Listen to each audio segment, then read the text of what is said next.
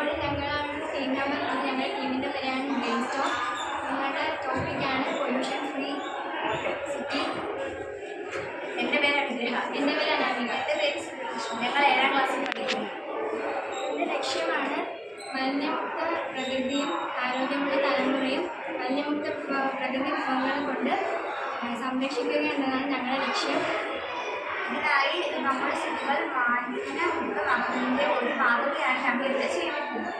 ഇതിൽ ഉൾപ്പെടുത്തിയിരിക്കുന്ന ഐറ്റംസാണ് solar street light, solar light, solar panel, biogas എന്നിവ. ഞങ്ങൾ ഈ ചെയ്തിരിക്കുന്ന സിറ്റിയിൽ ഫ്ലാറ്റ് ഉണ്ട്. ഫ്ലാറ്റിൽ ഉപയോഗിച്ചിരിക്കുന്നത് സോളാർ ഡിവൈസസ് ആണ്. ഇലക്ട്രിസിറ്റിയുടെ ഉപയോഗം കുറയ്ക്കാനാണ് ഇതിങ്ങനെ ചെയ്തിരിക്കുന്നത്. ഫ്ലാറ്റിൻ്റെ മുകളിലായിട്ട് ടെറസ് ഫാമിംഗ് ചെയ്യുന്നുണ്ട്.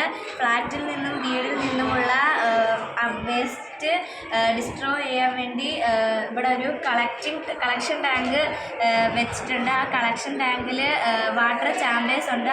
അതിനകത്ത് ഉൾപ്പെടുന്നതാണ് മണ്ണുണ്ട്, കരിക്കട്ട. ഇതെല്ലാം കൂടെ കത്തുമ്പോൾ ശുദ്ധമായ പുക പുറത്തേക്ക് വരുന്നു.